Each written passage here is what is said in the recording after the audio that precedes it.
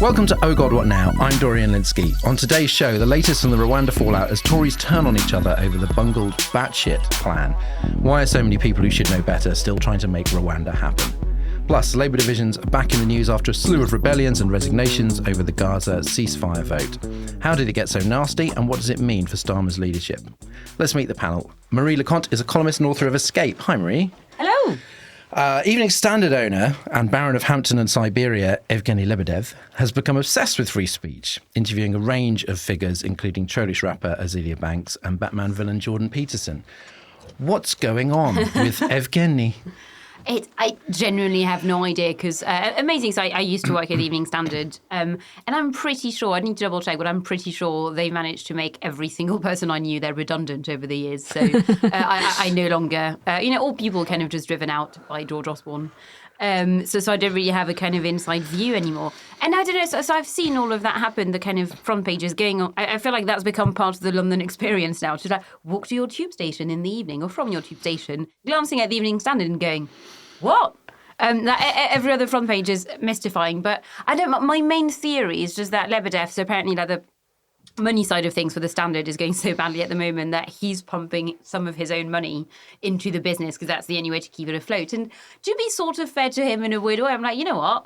If I had to spend, I think it's something like 18 million a year or something on a newspaper of my own money, I would pick, my pet interest and be like, well, I have decided that Londoners care about this now. But beyond that, again, I find the free speech thing deeply, deeply odd. And, and he's meant, again, I feel torn on that because I was about to say he's in the House of Lords. He technically has a job. He should be doing more stuff. And he has free speech in the Lords if he turned up. I know, but then obviously I caught myself and I was like, no, actually, you know what? I'm not convinced I want you to be more of a lawmaker as a person living under the law. So maybe fine. Maybe actually you go, Yevgeny, you keep writing about Jordan Peterson because that's what Londoners love. I would like to see a version of the Evening Standard that was for Londoners rather than kind of like a fanzine for its publisher and editor. Nice, someone should come up with that idea at some point. Yeah, great. So basically your answer is you have no idea except that he's just like, fuck it. But also I think the problem is that they've got no money. So they've, and if you've actually picked it up recently, the paper, it is so thin. I mean, when I worked there, it was a proper newspaper we made every single day. And even looking, my own example of the diary column used to be 2 pages written by a team of 4 people. I think it's now not even half a page. So everything has become so small. They don't have enough money for proper reporters anymore, for proper features, for proper investigations, etc. So what do you do in that case? You just print batshit insane opinion from the owner? Londoners are mad for Azealia Banks. I do love her, to be fair. Who had a single hit in 2011. No, she's great. I really like her. So fine. He got me with that one. Gavin Esler is a veteran journalist and author and now the presenter of the newly revamped This Is Not a Drill podcast. Hi, Gavin. Hi. What is the deal with This Is Not a Drill? Well, we're building on the great work done by Arthur Snell. I'm not entirely telling you the news by saying that the world is an increasingly dangerous place. I've got the statistics to prove it. We talked in the 1990s about a unipolar world and the triumph of Western values and democracy. That's all gone. And what we're seeing is a democratic recession. We're seeing some interesting people in positions of power, including the new president of Argentina, Javier Milei. The idea behind it is try to make sense of our world for an audience that has not had enough of experts, because one of the things that we've discovered is that so many of our politicians don't really know what they're talking about. So we'll talk to some politicians who do know what they're talking about, but we're trying to focus on people who can really understand. For example, in our first edition, do we actually have a year to save American democracy? Is Trump coming back? What would Trump unbound really look like? And we talked to Bill Kristol from a long-running Republican family, and Sarah Churchwell, who's a brilliant American historian who has looked at some of the extremists within American society and why they have such appeal. So that just gives you a bit of a flavor. No spoilers, but I'm sure they conclude that it's fine and there's nothing to worry about. Not entirely. No. Oh, really? Okay. I think I would suggest that they're Cautiously pessimistic. Yeah, no, that makes sense. Hannah Fearn is a columnist focused on social affairs. Hi, Hannah. Hello. The British Medical Association has called for the NHS to ban the recruitment of physician associates. People outside the NHS might not understand why this is a big deal. Why is it? Who are they? I'm so glad that the BMA has said something about this, because I've been trying to sell a story on this for a year. Nobody's interested. But it's a huge issue. Basically, they are fake doctors, to put it in a very un-PC way. They were designed, it's a new role designed to plug the workforce gap in the NHS. Obviously, there's massive demand, not enough doctors. It takes 7 to 12 years to train a doctor. So they needed to do something. These new physician associates, they are usually people who've done a biomedical sciences undergrad degree and then go on to do 2 years of training as a physician associate. But they're not trained as doctors. It's a very generalist training. They have no specialities. And they are now going out in front of patients. They are clinical roles. They are patient decision makers, as it were. They are doing things like breast cancer triage. So if you're on a 2-week wait for a lump in your breast, when you go to the hospital and you see somebody in that clinic, you would expect a doctor to be diagnosing whether or not your lump is breast cancer. Very often it's somebody who is not a doctor, is a physician associate. They're making all kinds of clinical decisions in GP surgeries. Very often the person who has seen them doesn't realise they're not a GP, so you could be making an appointment. You think with your surgery about an ongoing issue, and you're seeing someone who is not a trained doctor. I may have had one of those recently. Almost certainly you have. GPs have been very worried about this for some time. They've been talking to me about their fears. They've been saying they've seen loads of cases of people being poorly or misdiagnosed, particularly around missing the kind of big picture, whole health issues. You know, if you see your GP about something minor, they often ask, say, particularly an older person, a couple of questions that might unlock a much bigger issue, like an underlying cancer or something. They're not able to do that. They simply don't have the training. And in a lot of places, they are earning quite a lot more than doctors actually earn as well. Not initially, not doctors of many years' experience, but out of a 2-year training course, you can start on a much higher salary than a junior doctor. So it's a huge issue. And the BMA is now at the point where they're saying, stop, we can't be sure of the security of this for people's health. It's unsafe. We need to do something before we cause a massive problem in the NHS. I mean, it doesn't sound safe. Yeah, I'm not an expert, but if you'd pitched this to me, I would have said, don't do that. I know. The difficulty is for a government in crisis is that they needed to do something to plug the massive gap in the NHS workforce, and you can't train a doctor any quicker than training a doctor takes.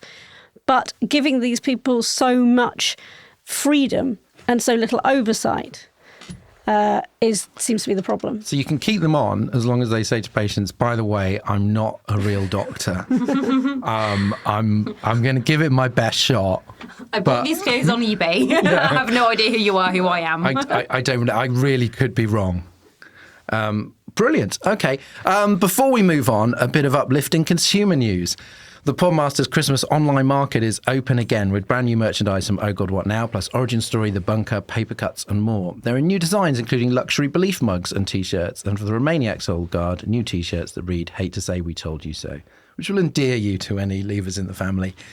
There's a 10% Black Friday discount for everyone, and Patreon people, if you use the special Patreon store, you get a 25% discount. Just visit podmarket.co.uk, or if you're a backer, there's a message in your inbox right now. First this week, the Tories are embroiled in yet another farce of their own making as they try and prop up the collapsing Rwanda plan with authoritarian blue tack and matchsticks. Gavin, our old friend Ian Dunt said on Substack, they're trying to sound tough, but the reality is that they're double square fucked. He did a swear. It's all set up now. The road ahead is relatively clear. This is Brexit 2.0. What first played out as tragedy will now be conducted as farce. Why do they care so much about this after a resounding defeat? Why can't they not let it go? Well, I think I was trying to think exactly what could they be thinking about, and I've come to the conclusion that they're a bunch of political bedwetters. You know, when a kid wets the bed, they get a real sense of relief and a feeling of warmth, but then somehow a grown-up has to clean it up. And this, to me, is something very similar. they're not trying to solve this problem. I mean, who would have come up with the idea of, I know, let's send them to Ascension Island. No, we can't do that. Let's send them to Rwanda. And then say, we're going to pass a law to declare that Rwanda is safe. I mean, the only historical parallel I can think of that is when the papacy decided to tell Galileo in the 1630s or something that he couldn't actually say that the Earth went round the sun. The sun clearly went round the Earth, and Galileo said, "Yeah, whatever, I'll do whatever you say." And then later he said, "And yet it moves. It pushes some more." They're trying to distract us with something that they know they can't solve, and it maybe makes them feel warm, and maybe they get a feeling of relief, but it's just going to go on and on and on. And I think it's very unlikely that anybody will end up being sent to Rwanda. But I could be wrong. They could be suddenly lucky and solve all our problems. So, I mean, is what they're proposing here with this legislation and various workarounds, is it just the kind of the bow tie version of Lee Anderson's "fuck it, we're going to put them on the planes anyway" solution? Same instinct, but kind of slightly classier.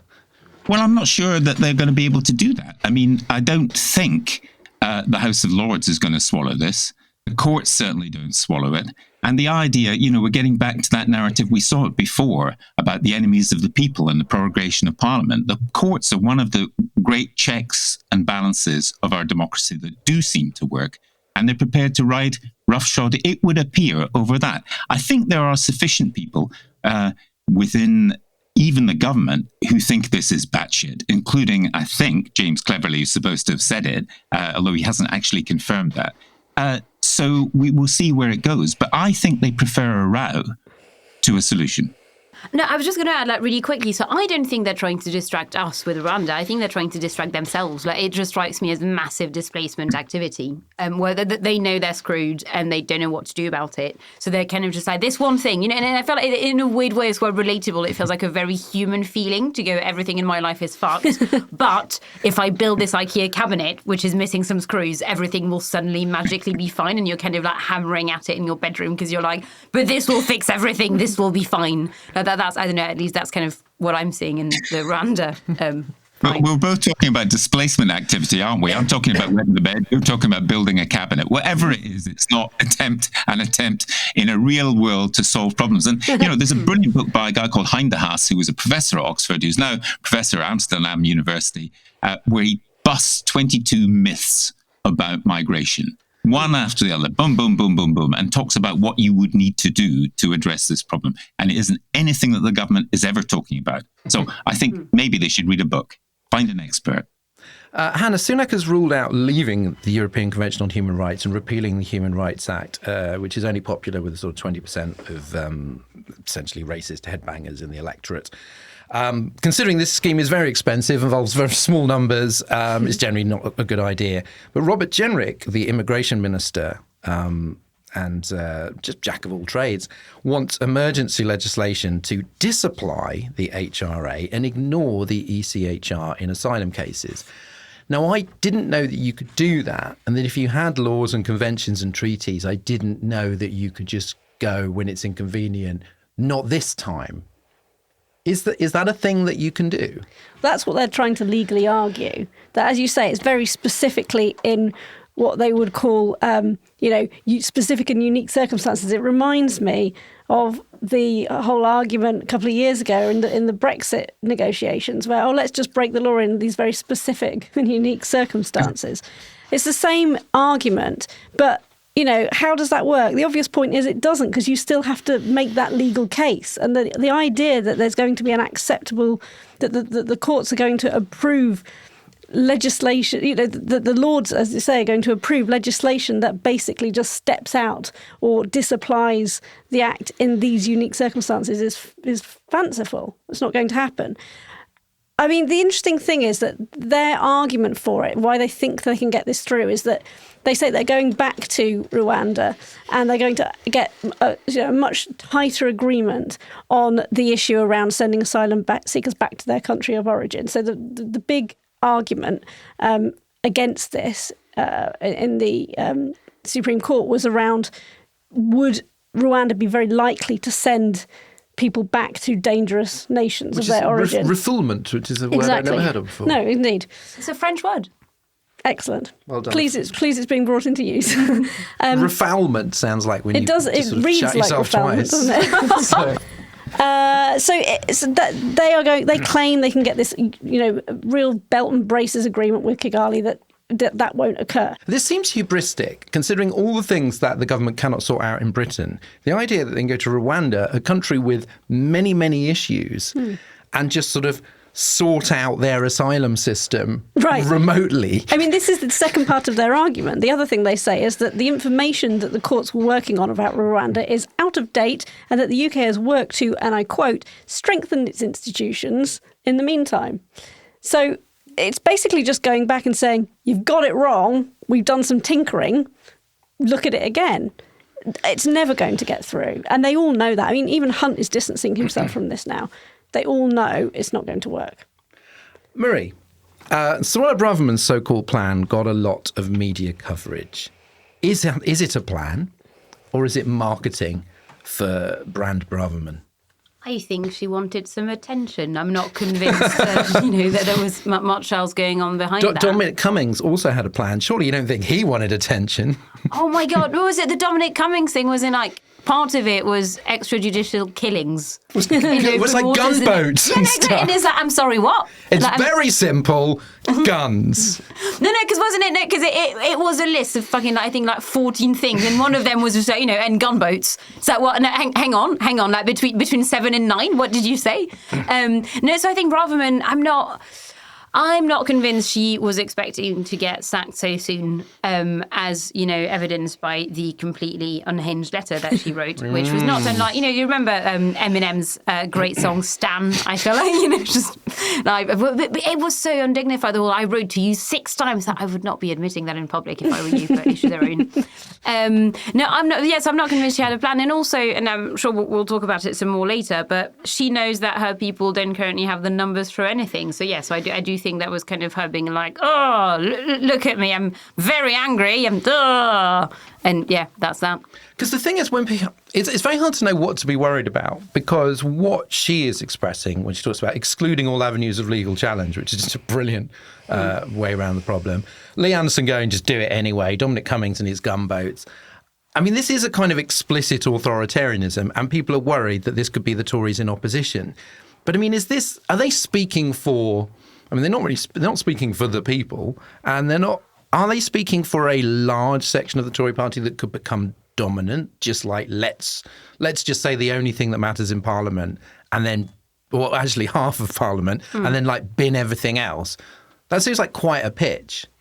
I don't know, I'm slightly torn on that. So I would say that they don't speak for the Conservative Party. I spoke to some Conservative MPs after that debacle, and all of them, which probably says more about the Tory MPs I know than anything else, but all of them were scandalised and going, of course, they're all insane people who don't really want to have anything to do with them. But at the same time, I think I don't know, I've perhaps been too kind to the Tory centre in the past, because they also don't really do anything. They have the numbers. If they wanted to really crush that side of the party, they almost certainly could, because there are more of them than there are of the other lot. But also they're entirely happy getting steamrolled time and time again. So I would say that I don't think we would end up with a Tory party that is completely captured by the kind of Lee Anderson, Suella Braverman wing. But that being said, again, time and time again, has been like, but surely the One Nation lot know that they can just stand up, and then they just do not stand up. Well, Damien Green and Tobias Ellwood compared her to Putin, Xi Jinping, and just general dictators. And you think, if you believe that, then maybe you should do something about it. It's like that thing when Tories just go, anonymous denunciations, like, I'm very unhappy about this. Well, it's like, well, maybe you should just stop them. Yeah, in that case, why not simply do something? So I still, on balance, I would say that I doubt they will take over. But at the same time, I can still see the party slide. Because again, I think, it is worth remembering that Rishi Sunak is a right-wing Conservative Prime Minister. He's not towards the centre of the Tories. So if he wants to kind of get dragged to the right, then he can. Gavin, last time you were in the podcast and Rwanda came up, you suspected, as you just said, that Sunak would pitch the government against the elites and the courts and the lords and its enemies of the people redux. But the difference seems to be that a lot of people at that point we're talking 2017 through 19, cared very strongly about Brexit. Does the Rwanda scheme have the same popular appeal? Like, there was even talk, probably from Braverman again, I think, that you could fight an election on Stop the Boats. I mean, have they just... I don't see how this is as big a galvanising, polarising factor as Brexit. Am I wrong, or are they wrong? No, I don't think it is either. I think the thing that puzzles me is I think they remain quite worried about the far right and the non-conservative far right, and the formerly UKIP, now Reform, and all those kind of guys. Whereas obviously most of the votes are in the centre. I mean, they could presumably try to do something completely crazy and create, if they find difficulty in the House of Lords, they could create 100 new peers, because the House of Lords is already regarded by many in the public as ridiculous anyway. I think they are simply drawn into something which they cannot let go of now. They're stuck with it. And this talk about Rwanda, they have to just somehow keep going, because to do a reversal would be too humiliating for them, however sensible that would be. So Jonathan Jones, a former government lawyer, says that the government's going to run out of time on the Parliament Acts to force the Rwanda bill through the Lords before a general election. And also, we've got to the stage where, as everybody else has been saying, it sort of seems to be okay just to break the law in a limited fashion, as was suggested over Brexit and is now being suggested again. I mean, that is the excuse that any criminal would use. So I just don't see where it's going to get them, because they've already got the votes that are really energised by this. And even I'm speaking to you from the Kent coast, and here, for instance, just up the road, the Dover constituency, Charlie Elphick was the MP here. His wife is currently the MP because Charlie went to jail, and it's definitely one that Labour think they could win. Now, if you don't care about the votes sufficiently to vote for the Conservatives in Dover, and could be wrong, maybe I'm wrong, but if you don't do it in Dover, you're not going to do it in other places either. Is it hard to wage war on the House of Lords when your new Foreign Secretary sits in the House of Lords? That may be indeed a difficulty, and also it may be a difficulty because I'm not quite sure how enthusiastic stopping the boats would be as a Cameron proposal or plan. But we have to remember the batshit side goes back quite a long way. I mean, Theresa May got vans to go around London saying in English, "Go home if you're not welcome here if you're an illegal migrant," in English. I mean, the batshittery is not confined to Suella Braverman. The reason we're saying batshit so much, which you can't do on some rival podcasts, right, is her new Home Secretary, James Cleverly, claims not to remember privately calling the Rwanda scheme batshit, which means that he did. Definitely. Otherwise, you just deny it, right? Now, he's a lot less jackbooty than Braverman. He has been publicly more liberal on immigration in the past. So is he going to fight?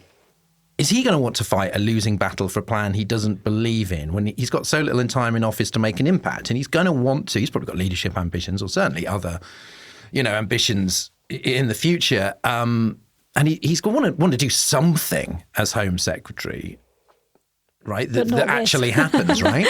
Anything but this. I mean, well, the first point is that, yeah, of course he probably said that. I mean, I don't know, but the fact that he's claimed he can't remember it means, yeah, definitely. But he's just the only one who got caught out. They all know that no planes are going to take off. I imagine there's almost the entire cabinet has called it batshit privately. It's just that he's the one where somebody's recorded it. And I've got a couple of friends who are inside the FCO, and they all really quite like Cleverly. He was definitely doing something good there. So not surprised to hear that he thinks it's a load of old nonsense. Why is he doing this? I think Sunak will definitely have said he's got no choice. It'll probably have been part of the job offer. You've got to dial down on that. But he's pushing it down to Genrig and will just run the clock out on it. Yeah. So Genric's going to be the fall guy. He'll be the one who looked like he stuffed it in the end if they need to blame somebody. And, the Tory heartland headbangers, brackets, racists who believe this is a good policy can just feel like it was Genric who screwed it up. But meanwhile, you've got Cleverly able to come up and stand for leadership and wash his hands of it. Jenrick has actually held, I think, one consistent role in cabinet, which is minister for like eating shit, because he's always the one that they send out on the Today programme or whatever to like insist that the moon is made of cheese or whatever they tell him to do. I'm always like, who is this guy? Because he's got a kind of boring voice. And whenever I hear him on the radio, like midway through the interview, it's like, who is this guy defending this ridiculous policy? But sounding sensible. It's always Jenrick. Are you redoing the Nick Cave quote here? Right, exactly. The Red Hot Chili Peppers one. Whenever I hear something on the radio and I'm like, what's that shit? It's always the Red Hot Chili Peppers. It's always Jenrick. Well, I think it used to be Matt Hancock. I think, the Minister of the Today programme is a proud role in the British government. I do Graham feel Shapps like got a royal as well. I do feel like the fact that Jenrick does sound so absolutely tedious helps with, the deflection technique as well. He's a great choice to pin it on. Marie, Sunak laid out his priorities in a speech earlier today, i.e. Monday. Interestingly, it was reducing debt, cutting tax, how he squares those two. I think we've seen where that one, the story ends. 3, securing energy, 4, backing British business, and 5, world-class education. I think these are good. The 3, 4, and 5, I think, are good things. Yeah. No small boats. So I wonder, is he moving on already to sort of things that, because you can say that he has not stopped the boats, right? If the boats are not stopped. Yeah. But you can't accuse somebody categorically of not backing British business. It's a very vague pledge. And I just found it really interesting that already he's sort of not mentioning immigration in this big speech. So I wonder if that speech, I mean, to be fair for context as well, like this week is the week of the autumn statement. So it would make sense, I think, for him to be like, but anyway, as we were talking about just recently. So I would say that it's partly that. And then I think, I really enjoyed, I can't remember who it was, but some piece of briefing from Number 10, which was like, actually, there's not 5 new things because they were all clear from one of his first speeches as Prime Minister or something. And it's like, oh, okay, thank you for that clarification, but it's still that you still announced that as kind of like 5 big shiny things. So why are you arguing that 5 big shiny things are not big shiny things? The 5 pledges that if you were writing a novel which had a fictional Tory Prime Minister at any time in the last 40 years, you could probably use those 5 pledges. No, exactly. And they would seem like, that's what they say. He just really loves announcing 5 things, I think. But no, so I mean, I'm not convinced that means that the Rwanda plan will go away forever. But yeah, this might be an effort, an interesting effort to go. Okay, can we at least do 1 week talking about something else? Which, to be fair, if I were him, I would definitely try and kind of just jangle some keys in front of my backbenchers to go other stuff, please.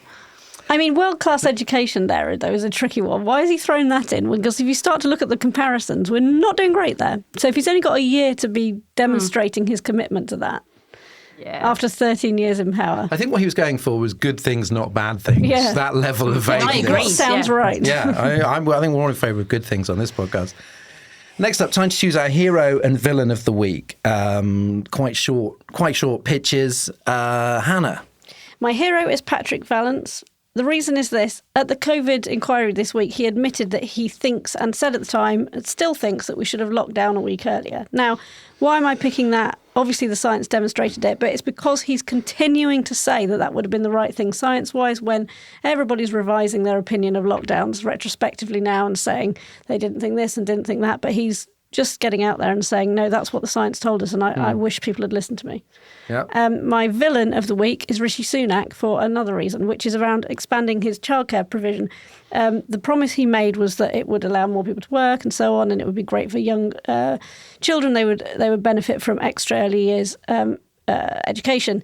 But there's been a report from the New Economics Foundation this week that shows that richer families in England are 6 times more likely to benefit from that expansion as planned than low-income families where the children statistically really need those extra hours of early years childcare so that we don't have a big gap when children enter reception class. So it's a stupid policy that doesn't work and it doesn't actually help. And also, apart from that, cutting inheritance tax, I suppose, plays into a similar... well, let's talk about that one. Rich people narrative. God's sake, I mean, inheritance tax, literally, if you think you're going to pay for it, you're going to pay it, guys. You're not going to pay it. 3.7% of deaths incurred an inheritance tax charge last year, and you can pretty much leave £1 million of home to your children free of inheritance charge because of the loopholes and the way that you divide it up between kids and this, that and the other. Or if you don't have any children, I am available. I would love £1 million house if you're listening. Unfortunately, the government has thought about that and you would have to pay the money. A special Marie law. Thank you. Gavin?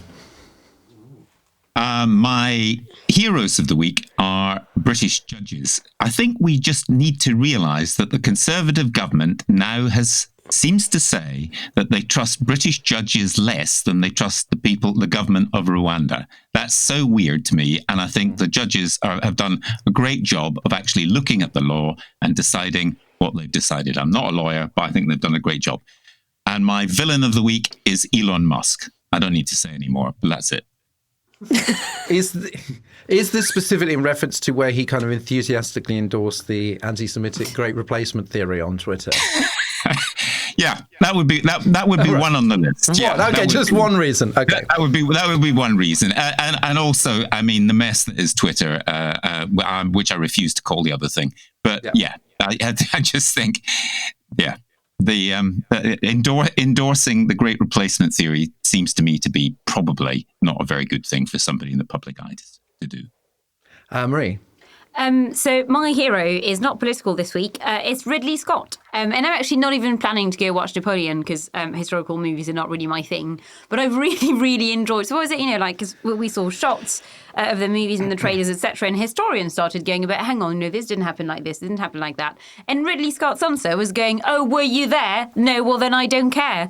Or was it he also, told critics to get a life. And then when a few French magazines and papers published, I would say, mixed reviews of the movies, his response was, the French don't even like themselves.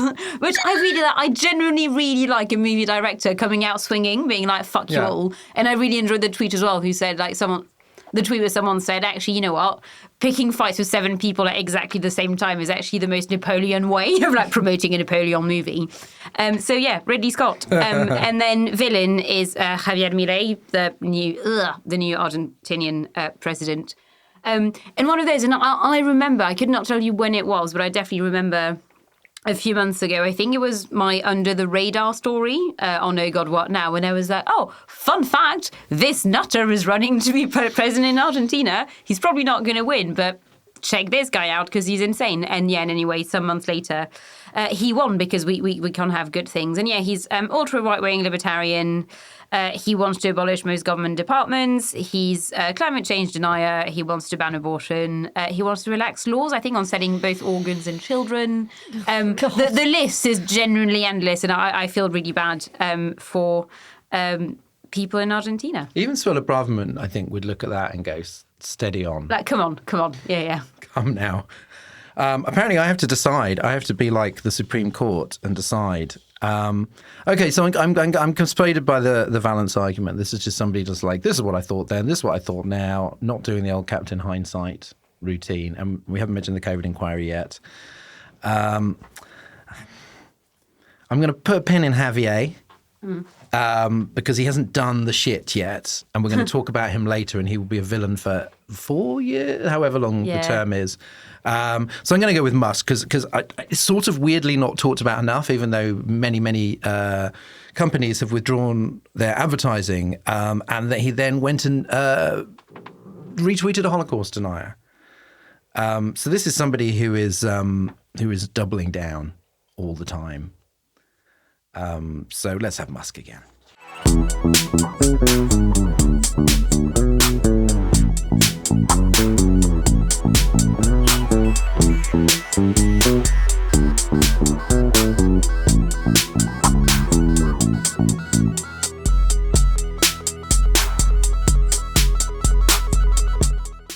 Last Wednesday night, Parliament voted on an SNP amendment to the King's speech to call for the government to, quote, urgently press all parties to agree to an immediate ceasefire in Gaza, and on Labour's rival motion to call for longer humanitarian pauses as a, quote, necessary step to an enduring cessation of fighting as soon as possible.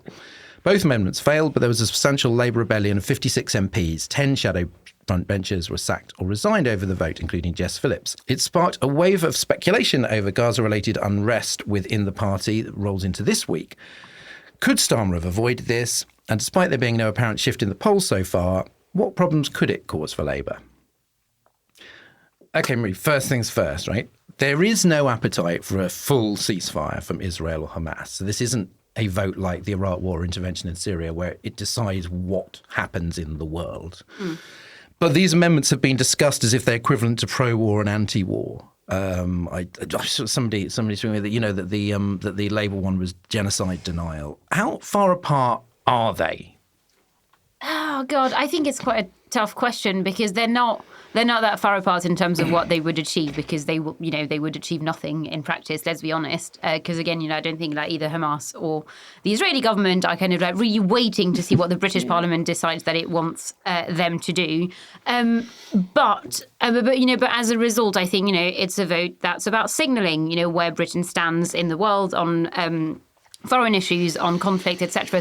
So I think weirdly as a result of that, because it's not, which is maybe a slightly weird way to think about it, but I think that because it's not going to lead to a massive policy change, actually the wording matters a lot.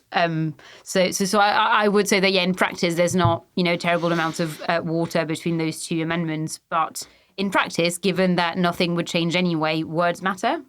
Don't know if that makes sense. Because I wonder what the word means. Like 76% of the public say they support a ceasefire, but I had a little argument on Twitter with somebody about a ceasefire, and he said, well, Hamas did want a ceasefire, and they wanted a 3-day pause. So not a ceasefire. So do people actually know what a ceasefire means? Like, how meaningful is this word when a lot of people just want the violence to stop because it's fucking awful? This is why I wonder whether people are shredding each other over semantics. Well, Again, I think yes and no. Like they're kind of arguing over semantics, but semantics are all we have right now because, as you said, we're definitely not going to send boots on the ground in any way, shape, or form. So I think it's not entirely unreasonable to argue over words if words are the only thing that we have. Joe Biden has pressured for certain humanitarian measures. He has talked about sanctioning, for example, the obscenely aggressive settlers in the West Bank who are forcing Palestinians out of their homes, apparently with the blessing of the Israeli government. What can international pressure achieve? That when we talk here about signalling, if it can't bring about immediate ceasefire, what can it do? That's a very good question, because Joe Biden is a player in this. The British government is not a direct player. Sunak goes to the region and has some contacts and so on. We've got a new foreign secretary. And the leader of the opposition in our country is much less of a player too. It's true that words do matter, but what matters really is Biden and his relationship with Israel. And the trouble is, I think most of us just think, I wish this would stop. I wish the hostages were handed over to their families, and I wish the Palestinians had some kind of settlement which would put things to right for them. But beyond that, the rest, unfortunately, does seem, and I see why Starmer did what he did, despite the divisions within the party, because the last thing he wants to do is to have an echo of the kind of posturing that Labour, that his predecessor sometimes did about big issues which he couldn't do anything about, but he could say things about. And one that strikes me, and I remember it, and thinking, gosh, I'm glad I'm not a political correspondent doing this today, which was when Theresa May was Prime Minister, there was some very big event about Brexit failing and so on.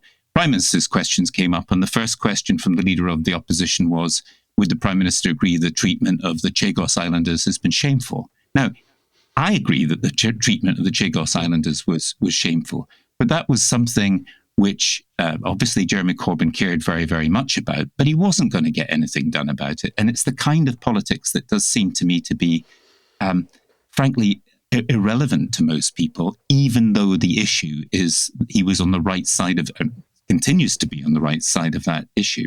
So what I think Keir Starmer is doing is saying, I'm not like that, I'm something else, and I'm going to take a particular line. And I hope people like Jess Phillips and others, with whom, I think their heart is in the right place, I hope that if there is a Labour government, they get their jobs back. You see, I wondered if he could have given a free vote, because it is a matter of conscience. There are good faith arguments on both sides about this wording. Essentially, both of the amendments want, like you said, the killing to stop. Starmer insisted on a 3-line whip and then came out and said leadership is about doing the right thing. Could he have handled that differently, given what you say? Yeah, sure. But if he'd said, look, we're going to have free vote in this, sections of the British media would immediately say, well, look at him. He wants to be prime minister. He hasn't got a clue what to do about it. And there is pressure on politicians to do something. This is something he chose to do that. And I think, to be honest, in a year's time, if we're having a general election next October or whenever next year, I don't think, unfortunately, the conflict might be going on, but I don't think this particular issue for Starmer will be treated as if it's significant, and the rebellion within his party will be something that we'll be talking much about. No, I was just going to say, I don't know, because I do think actually a fair chunk of Labour's electorate does really, really care about Palestine. And actually, and I think, and again, and I think it annoys me in a way that virtue signalling has become such a dirty phrase, because actually it is a thing, and sometimes it has a point. It is what it is, and it's not. Again, it's not a dirty word, because I think that's what it is, and. If you're trying to keep that kind of voting coalition together, I would say obviously don't come out, don't do the full Corbyn. But I think just allowing MPs to vote with their conscience would have been fine. And I'm not convinced. So I think Gavin, to kind of nearly flip your argument the other way, I also think that newspapers would have forgotten about that vote, 3 months in anyway. So I agree with you that the vote will be forgotten anyway. But I think for me, that would have been a reason to let MPs vote the way they wanted, not the other way around. Hannah, on that, given a choice between discipline and listening to his MPs, Starmer chooses discipline every single time, and that presumably is what he thinks is strong leadership. I mean, is he a bad party manager? Because you could see this rolling on ever since his LBC interview, and it just felt like this ended up as badly, given all the caveats here. But in terms of, this is a sort of rancorous and messy as one could have imagined.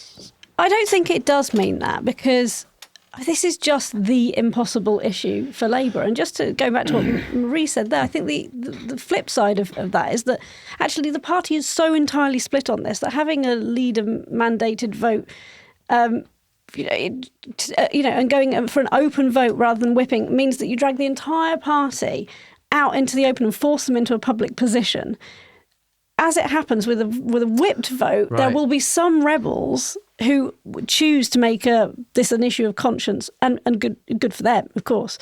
But that's then their choice. But the others don't have to force out into the open on what is basically, and I do not mean this to underplay the seriousness at all, but we've discussed how this is not a change-making vote in any way.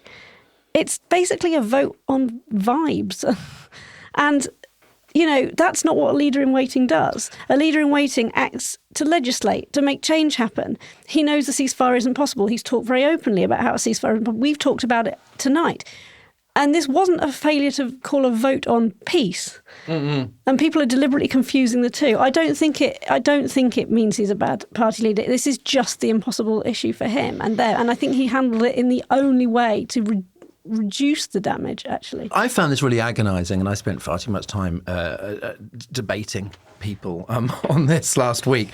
Because it seems to me that however much sympathy you have for the victims of October the 7th, what Israel is doing is horrific, is killing far more civilians than anybody, I think, could justify. To whole families being wiped out and babies dying in ICUs because the hospital is ruined. And I think it's so horrific, and then you have a feeling of helplessness. And what we're talking about is you can't really do anything, right? And so therefore you want to do something. And going on a protest is something, and that's and that's valid. But it feels like the amendment, what the SNP did, and again, you've got Hamza Yusuf, who had family there. Sure, I think absolutely. they got out. He wanted to do something. Now, I think both positions are legitimate, which is why I favoured sort of a free vote. But the reaction was that one side was either kind of, naive and posturing or pro-Hamas. And then the other side was basically genocide deniers and war crimes apologists. And none of this, of course, helps the Gazans. And it just seemed to get so nasty. And the bit where I kind of snapped was the Green Party tweet where they named and shamed every MP that don't vote for a ceasefire. And obviously these names are available on the Parliament website and the BBC website, whatever. But they were called the MPs who failed to vote for an end to the killing in Gaza. And then tagged onto that was basically a bid for disgruntled Labour voters. And they kept that up, I think it's still up, as there were protests outside Labour MPs' offices, vandalism of one, Joe Stevens. Like, did this become, Marie, did the reaction to this strike you as ugly or opportunistic? Like, I know, I found it really upsetting. I think on the Green Party thing specifically, it's like they're very much, I don't know, like that. What slightly annoyed me is people going, oh my God, they're basically encouraging people to, go like abuse and harass MPs. And like, agree or disagree with what they're doing. It's really not the first time. People over like every stage of the Brexit wars, over so many issues, and every single party has been like, there's the voting, like these are the people who voted against or pro, like that has been going on for as long as social media has been a thing. I think just listing MPs and how they voted and kind of weaponizing that, like that is not a new thing at all. There's perhaps a wider argument to be made over, should that change now that clearly, people are more willing to go protest in person. And I'm not sure I've got the answer to that. But then, no, more broadly, and obviously it is, this is something I've not spoken about at all on social media, and I've not written anything about it professionally. I think this podcast is literally the first time I've engaged with the issue in a professional fashion, because, it's all become completely insane. And the problem that I have so much sympathy for it, or I get the strength of feeling. It's just a horrible conflict, and I think everyone's different. Like my personal approach is to just be so bowled over by the amount of death happening that I can't really say anything without it feeling cheap. And I totally get that for some people. Actually, that means having to speak up and be really angry online and be really angry in person, etc. But I think it's just a lot of grief. I think ultimately, and I'm sure some people are being entirely cynical, but I don't know, compared to some other political issues, I'm not convinced it's all cynicism. I think it's just tempers are running high because it's a horrible issue and lots of people are dying. Yeah, I do realise that there are emotions spilling out in all directions. I just wonder whether that it's not a free pass, and at a certain point, if you are framing it as if these people could have voted to end the killing, and did not, which would have been bad. The idea would have been like, yeah, fine, yeah, bad, yeah. They could have, if only Labour, but they didn't, and that I think is where the heat. And like I said, I discussed this with quite a lot of people, and quite a lot of people did really believe that it could have. But that happens so often, though, with, again, so many votes in Parliament. And I'm not going to make myself popular, like, saying this on this podcast, but if you talk to Tory MPs, they get really annoyed by other parties saying, oh, well, Tory MPs voted against, this insane amendment or whatever, which means that, now, like, no baby will ever be happy ever again. They're a bit like, if you look at the amendment a bit closer, it wouldn't have worked, or, it was. Right. So I think that is also, to be fair, something that happens a lot, which, to be clear, I don't think is a good thing when it happens ever, but that's become, I think, a complete and utter feature of British politics, just like complete bad faith, I suppose, reading of things, all that mix. And again, I wrote about it for GQ ages ago, but I think a mix of a kind of parliamentary culture which is really opaque and really hard to understand, and also, and people who may not understandably really understand it, and also people who are kind of happy to maybe either exploit that for their own gain, if you want to be cynical, or just who maybe forget that people don't have that access to the knowledge of the quite arcane ways in which the Commons work. Gavin, the polls, as we mentioned earlier, haven't registered any damage to Labour over Gaza. Electorally, even among Muslim voters, very few are saying that they would abandon the party over it. Does that mean that there is zero damage, or is there damage within the party? Is there some legacy to this, to his reputation, to his authority? I'm really genuinely not sure there is. I agree with quite a bit of what Marie said there, and I have tried to avoid talking about this issue in a way because it is so prone to being misunderstood or sounding like a football match in which you'd have to take a side. And I just think that's just wrong, frankly.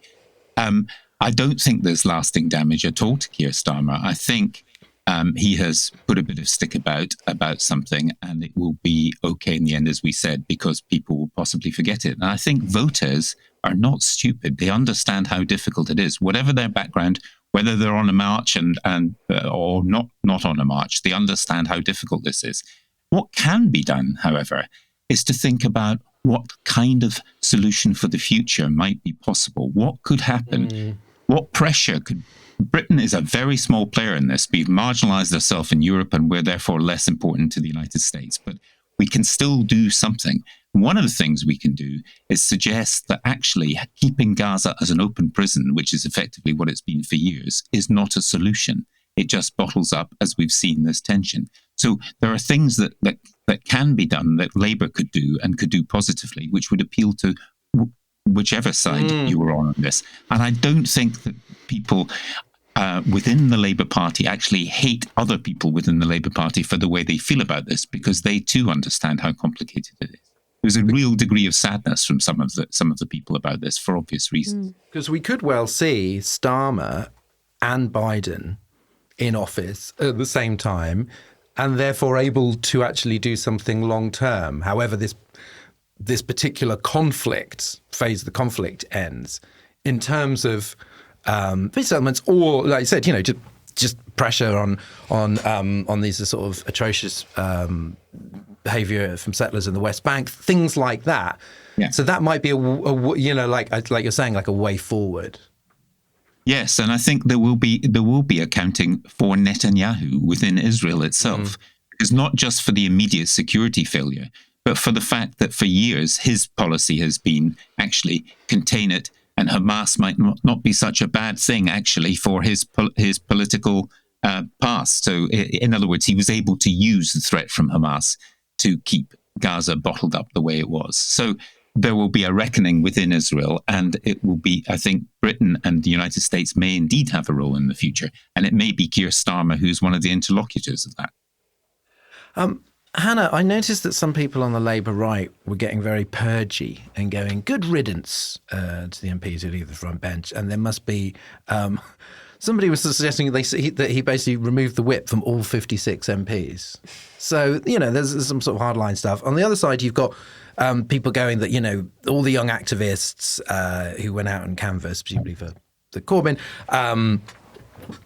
are furious and they're going to leave and so on. Is it important not to go down like the purge route? And is it important to at least send some messaging that you don't just we'll go fuck yourself if you don't agree? Yeah, I mean, but I think that is happening. As Gavin said, this vote will be forgotten. What is Starmer saying that? I think the way that the resignation letters were written was actually very careful and quite beautifully done. Jess Phillips' resignation letter, coming straight after the Braverman escapade, was very, very funny, because it was a masterclass in how to write a resignation letter about a moral issue, something that she felt she couldn't waver from, she couldn't turn from, but she still played an important role. She still supported Keir Starmer and so on. It's quite clear that she and others will be back when, and it isn't an if, Labour form the next government. So the way that everything has just been quietly handled, they did what they felt was the most important thing to do, and Starmer accepted their resignation with grace, and that's sort of the end of it. I think that plays into the collective forgetting that will go on. Now, you talked about activists then. Yeah, there are going to be a lot of young activists who are not going to forget this, and will probably want to talk about it when they're canvassing, if they choose to canvass. But this isn't the kind of thing that's going to connect with voters on the doorstep, I must say, because I'm not suggesting in any way that they're disengaged with the world or they don't care and that they're not feeling desperate watching it unfold, but simply that, they need to hear about the economy, the cost of living, the NHS, housing costs, taxation and wages. That's what they're going to want to talk about. And so actually the energies of a young activist, important as that is overall, isn't something that's going to connect with the swing voters anyway on the doorstep. So if it drives away some extremely engaged 21-year-olds from canvassing, I don't think that's going to affect Labour's chances at all. Well, I suppose even talking about this whole thing from the angle of the amendments is a form of displacement activity, considering that we can't do anything. That's right. I mean, again, the horrific thing. That's the kind of. I too, just like Marie and Gavin, haven't done anything about this apart from on this podcast. Am I the only idiot that has? Yeah. That is Yeah. out Big there time, in yeah, the yeah. trenches. No, I've seen your tweets, and there's well, I'm glad it's not me. Yeah. I just feel Just told personally. me beforehand. Just DM me. I just feel very personally that this is, first of all, absolutely not my area of expertise as a journalist, so why should I be in there anyway? But secondly, I just feel utterly powerless. And no amount of, feeling sad in public is going to make any difference to those poor babies whose pictures I can't get out of my mind. We've reached the end of the show, so it's time for escape routes. Marie, Hello. how are you taking your mind off things? I am so happy you've asked me. You will regret having asked me. I went to see Saltburn yesterday, and it was so great. And I do go to the cinema quite a lot. I would say I probably go about twice a month, quite religiously. So I'm not. It's not that I was just like wowed by being in the cinema. No, I just really loved Saltburn. I didn't believe that you were just excited to be in the cinema. I don't know, man, I'm quite excitable, honestly. No, I went to the cinema 3 times last week, which is arguably too many, but that's a different topic. No, Saltburn. Okay, so the pitch is, and again, so I went in knowing very little about it, basically just because Barry Keoghan was in it and I could watch him just read out the phone book for 2 hours. And also just quite like fancy posh people on screen. But no, so the pitch is, so Barry Keoghan plays this like working class boy from a troubled family, so goes into Oxford in the early noughties and falls in sort of friendship love, with this incredibly beautiful, posh, rich guy on his year. Who obviously at the beginning does not even notice he exists in any way. But then the two kind of form an unlikely friendship that is slightly homoerotic, to the point that over the summer, because obviously so Barry Keoghan's character doesn't want to go back to his really shitty house and shitty family. And so Felix, the rich guy, is like, come spend the summer at Saltburn, which is, our gigantic sort of stately home. And then from that point, stuff happens. I would say it's definitely not the movie I was expecting. So the first kind of third half, you're like, okay, fine, this is kind of like Brightside Revisited, the... no, it definitely takes not just one turn, but several turns.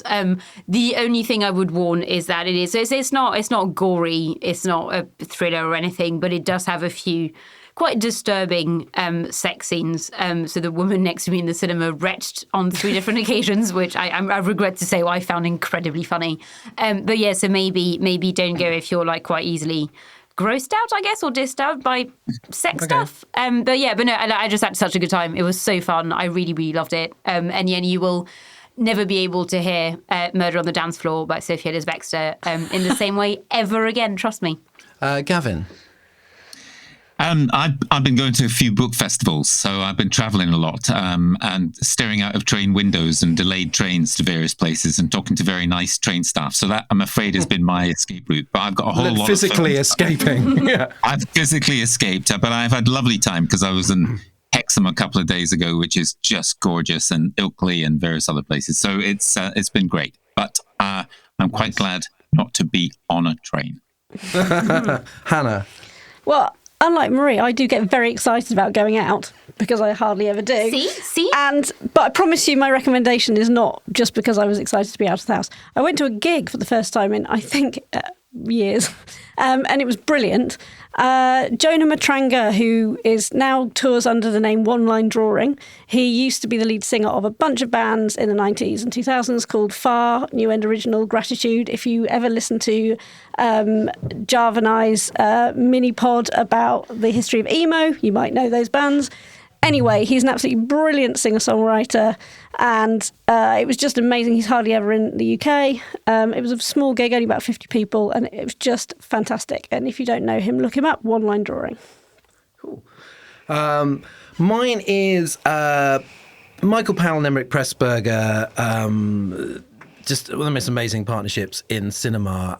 There's a season running till the end of December, sort of centred on the BFI South Bank. Obviously, this is a very London-centric recommendation, so not everybody will be able to get down there. But the Red Shoes, one of Martin Scorsese's favourite films is going to have a nationwide re-release in December. And you can get, if you like physical media, and why would you not, you can get 11 of their best films on DVD for less than £20, which is mental.